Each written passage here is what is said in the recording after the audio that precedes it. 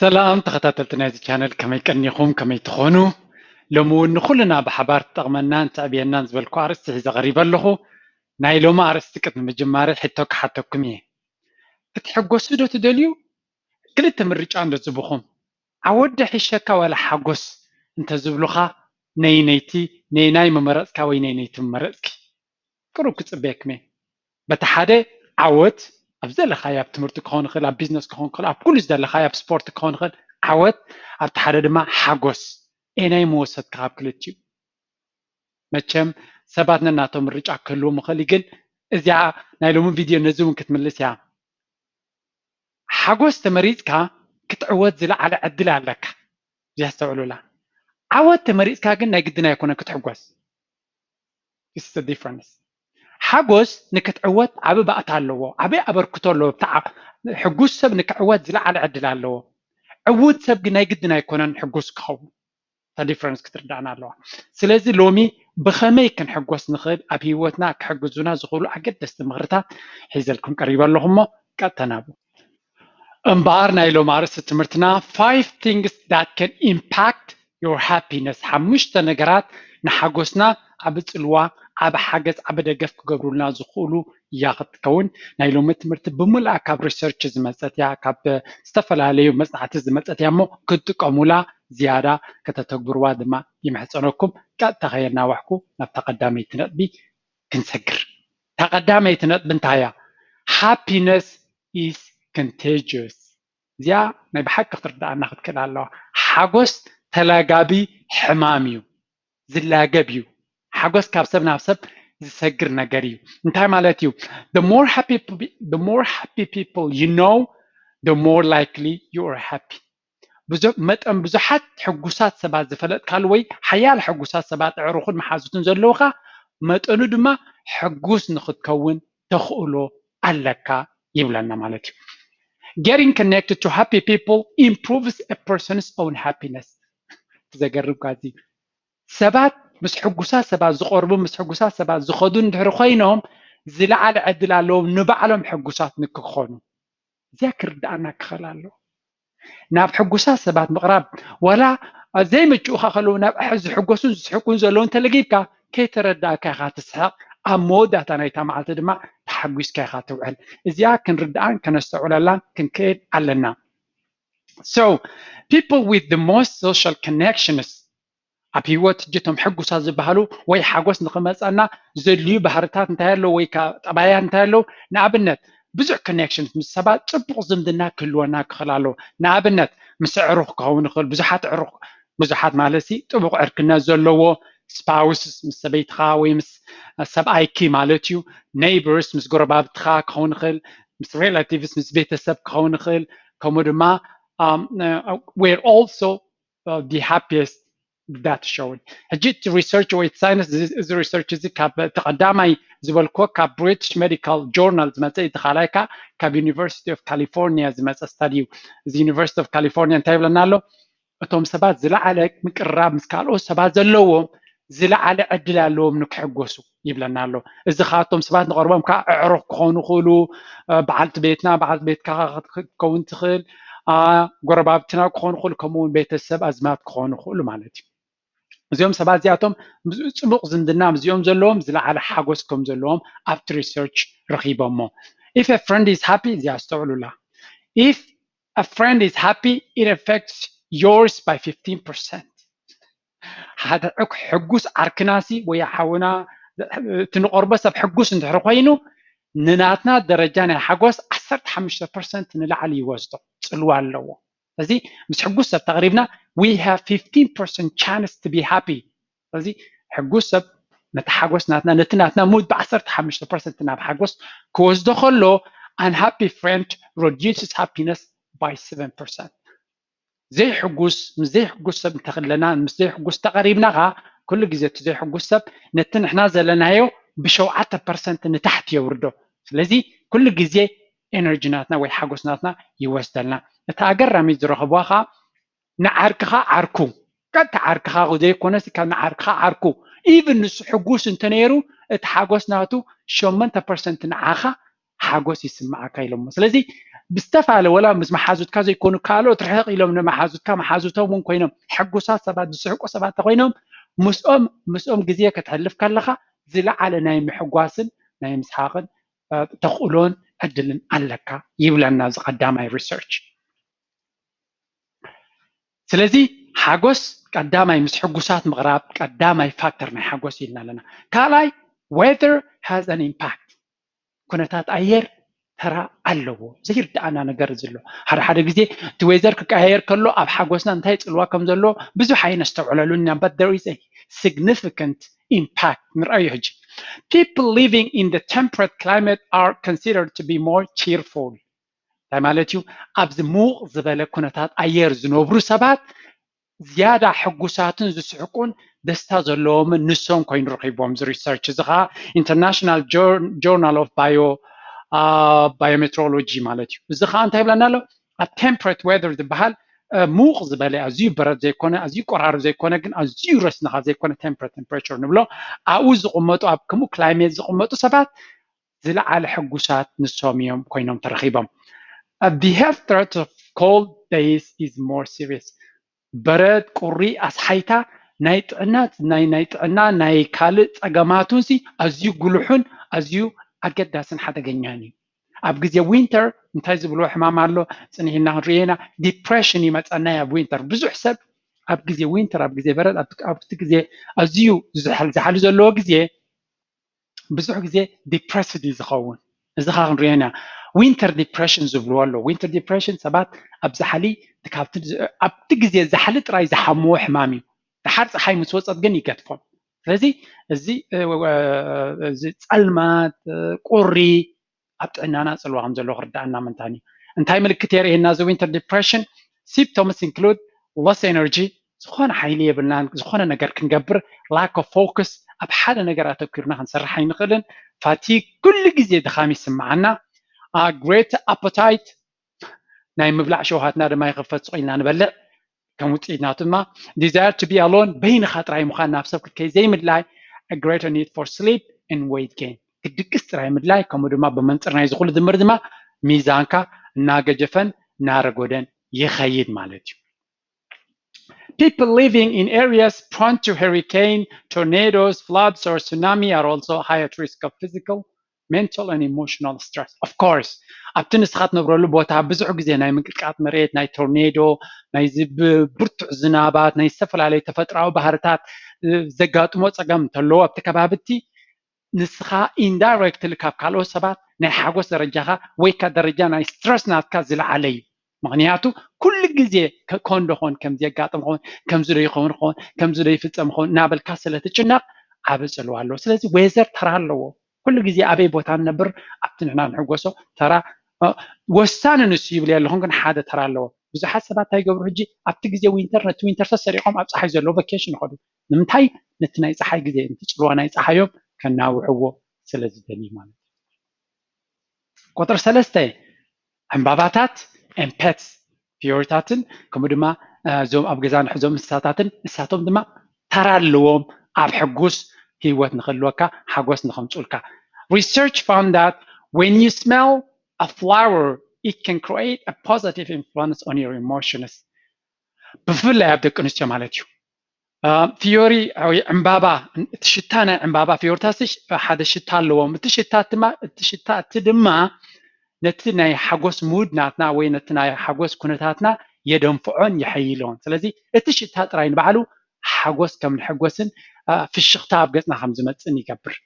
especially women who were given flowers all smiled with true joy unlike those given candles ኣብቲ ሪሰርች እንታይ ገይሮም ደቂ ኣንስትዮ ሚእቲ ገይሮም መቒሎመን ነተን ሚእቲ ፊዮሪ ሂቦመን ነተን ሚእቲ ከዓ ሽምዓ ሂቦመን ህያብ ሂቦመን ክልቲአን እተን ሽምዓ ዝተዋህባ ወላ ሓንቲ ምልክት ኣይረአያን እተን ፊዮሪ ዝተዋህበን ግን ፍሽኽ ኢለን ዝፍሽኽታ እዚ ድማ ተራ ኣለዎ ኣብቲ ሓንጎልና ኣብቲ ህይወትና ሕጉስ መንፈስ ንኽንርኢ ኣብቲ ድሕሪ እቲ ኩነታት ምስ ረኣይዎ ሕጉሳት ኮይኖም ተረኺቦም ማለት እዩ ስለዚ በዚ ኣጋጣሚ ስሕት ኢልና ወይ ዝተኻለ መጠን ፊዮሪ ምሃብ ንደቂ ኣንስትዮ ሓደ ካብቲ ዘሕጉሰን ፋክተር ምዃኑ ክሕብር ይደሊ another study found a link between having a dog and a decreased risk of depression, for single and women ካልእ ሪሰርች ድማ እንታይ ረኺቡ ከልቢ ዘለዎም ሰባት ብፍላይ ድማ ሲንግል እንተኮይኖም ከምኡ ንደቂ ኣንስትዮ ኣብቲ ደረጃ ናይ ቅልዑነት ኣብ ዲፕሬሽን ዝበሃል ሕልፍ ዝበለ ደረጃ ናይ ፀቕጢ ወይ ከዓ ናብ ስትረስ ናትና እናበርትዐ ምስ ከደ ናብ ዲፕሬሽን እዩ ዝኸይድ ተስፋ ምቑራፅን ሂወትካ ሉስ ትገብረሉ ኣዝዩ ሓደገኛ ሕማም እዩ ኣብዚ ግዜ እዚ ብዙሕ ሰብ እውን ተጠቂዑልና ዘሎ በዚ ስለዚ ከምዚ ሳክት ናይ ፃዕዱ ሕማም ጌርና ኢና ንወስዶ ኖ ዲፕሬሽን ብዙሓት ሕብረተሰብና ኣብቅዒሎ ስለዚ ክንጥንቀቐሉ ኣለና ስለዚ ከልቢ ድማ ወይ ከዓ ከምዚ ድሙ ዘለዎም ሰባት ዝያዳ ካብዚ ቅልዑነት ናይዚ ዲፕሬሽን ዝበሃል ሕማም ከም ዘናግፍ ካልእ ሪሰርች ድማ ረኺብዎ ንብለኩም ማለት ስለዚ ሰለስተ ነጥብታት ርኢና ኣለና ቀዳመይቲ ሓጎስ ካብ ሕጉሳት ሰባት ምስ ሕጉሳት ሰባት ብምቕራብ ከም ዝመፅእ ካልኣይ ዌዘር ተራ ከም ዘለዎ ፅቡቕ ፀሓይ ዘለዎ መዓልቲ ስዋይ ፀዓዱ ፀሓይ ክትወፅእ ከላ ኩሎም በቃ ፍሽኽታ ንፍሽኽታ ዝኾኑ it is very very important science has found this long time ago ፅቡቕ ዌዘር ነቲ ሙድ ናይቲ ሰብ ናብ ሓጎስን ናብ ሰሓቕን ከም ዝኸይድ ይገብሮ በንፃሩ ዊንተር ነዊሕ ዊንተር እንተኮይኑ ክንጥንቀቕ ኣለና ዲፕረሲ ዝገብረና መብዛሕትኡ ሰብ ኣብ ገዝኡ ስለ ዝድፈን ኣብ ዘይተደልዮ ካልኦት ፀገማት ይኸይድ ከምኡ ድማ ዕምባባታት ዓብ ተራ ከም ዘለዎም ንርኢ ማለት እዩ ራብዐይቲ ድማ ኣገዳሲት ኮይኑ ዝረኸባት ሪሰርች ዊኬንድስ ቀዳመ ሰንበት ማለት እዩ ዊኬንድስ ሬይዝ ጆይ ሰባት ኣብ ዊኬንድ ከም ዝሕጎሱ መቸም ርኢና ኣለና ኦፍ ኮርስ ካብ ስራሕ እንዲና ክንዕርፍ ገለ ክትብሉን ኢኹም ስራሕ ዘይብሎም እውን ኣብ ዊኬንድ ይሕጎሱ ኮይኖም ረኺቦም ኣብቲ ሪሰርች it's very interesting ምክንያቱ ስራሕ ዘይብሉ ሰብሲ ንዊኬንድ ዘፀብእ ምክንያት የብሉን ክትብል ኢኻ ዝግባእካ ከምኡ ግን ኣይኮነን ዊኬንድ ብሓፈሻ ሓጎስ ክፈጥረሉ ዝኽኣለ ክንሪኦ ኢና happiness spikes on the weekends and drops when the work week begins even for the unemployed Stanford University research ወይ studies ረኸቦ እዚ ሰባት ኣብቲ ውሽጢ ሶምን depressed ወይ stress ከም ዝኾኑ ኣብቲ weekend ግን ዝያዳ relaxed ወይ ሓጎስ ከም ዝስምዖም እዚ research ዝረኺቡ እንታይ ከረኺቦም reasons are more social time with friends and family increases positive emotions and reduce negative emotions እቲ ቀንዲ ምክንያት ናይዚ ኮይኑ ዝረኸብዎ ድማ ኣብ weekend ሰባት ምስ ኣዕሩኽቶም ምስ ቤተሰቦም ምስ ኣሕዋቶም ምስ ስድርኦም ስለ ዝራኸቡ እቲ ኮንታክት ዝያዳ ዊኬንድ ስለ ዘሎ እዚ ዊኬንድ እዚ ኮንታክት ምስ ካልኦት ወይ ከዓ ምቅራብ ምስ ካልኦት ሰባት ድማ እንታይ ይፈጥር እሱ ኣወንታዊ ዝኾነ ሓጎስ ወይ ደስታ ይፈጥር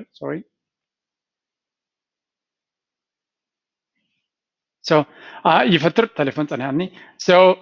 ሓደ ኣወንታዊ ዝኾነ ኣጠማምታ ከምኡ ድማ ነቲ ስትረስ ዝገብረልና ነገራት ድማ ከም ዝደፍኖን ከም ፀቕጦን እዚ ሪሰርች ይነግረና ማለት እዩ people who spend weekends alone get very little of the benefits in an emotional well-being በንፃሩ እቲ ዊኬንድ ኣይኮነን ነቲ ሓጎስ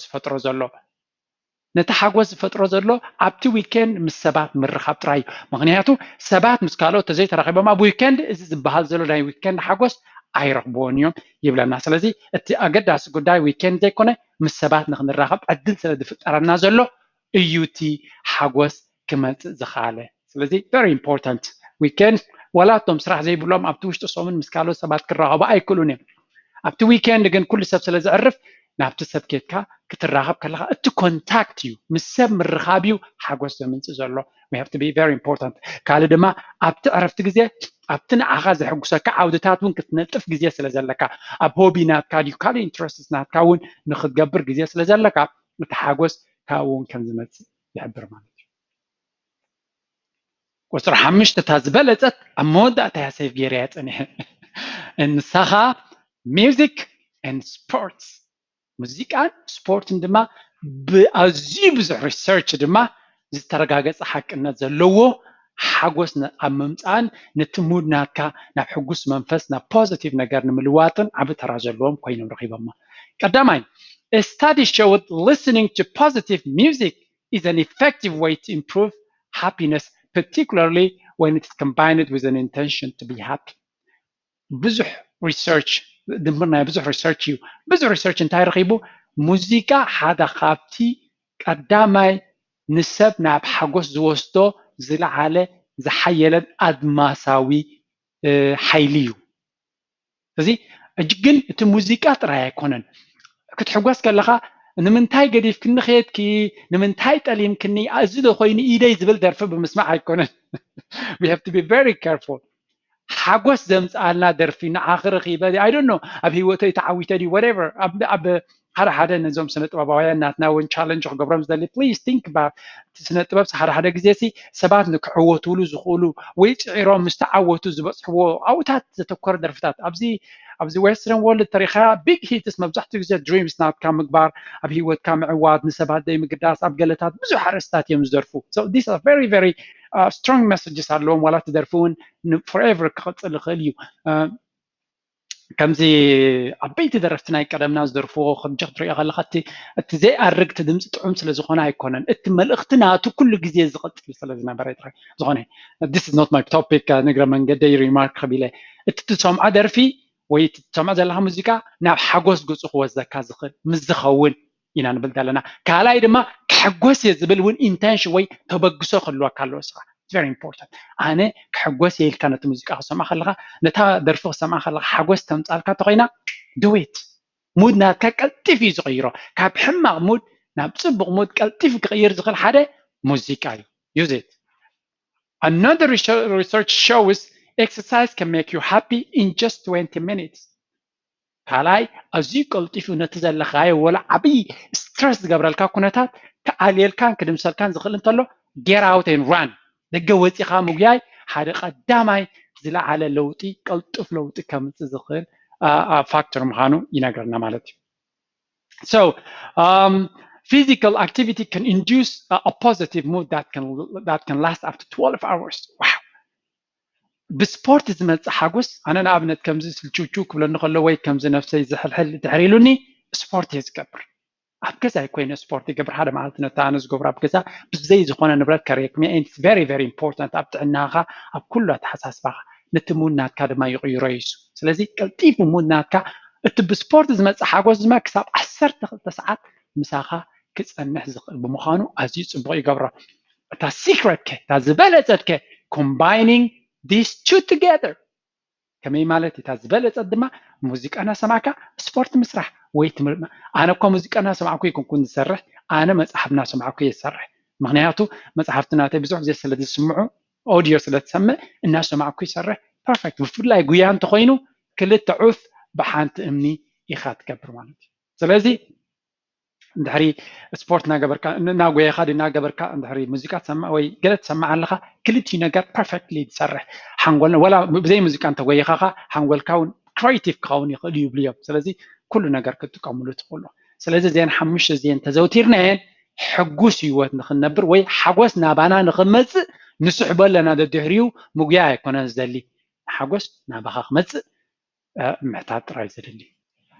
እምበር ናይ ሎሚ ትምህርትና ከመይ ጌርና ሕጉስን ሰላም ዘለዎን ህይወት ንረክብ ምክንያቱ ሕጉስ ሰብ ንክዕወት ዝለዓለ ዕድል ኣለዎ እዚ ቻነል እዚ ድማ ኣብ ህይወትና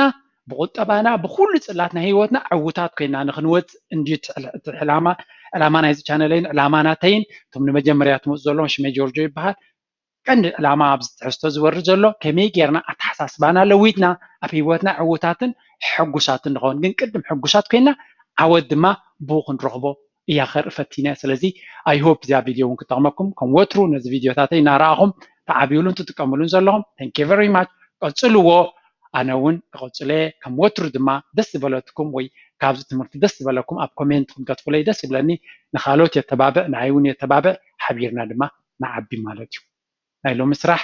ኣብ ዝተወድያ ኣላ ኣብ ካልእ ክሳብ ንራኸብ ተሓንቀኒ እዩ ሓጎስ ኣይትረስዑ ቻው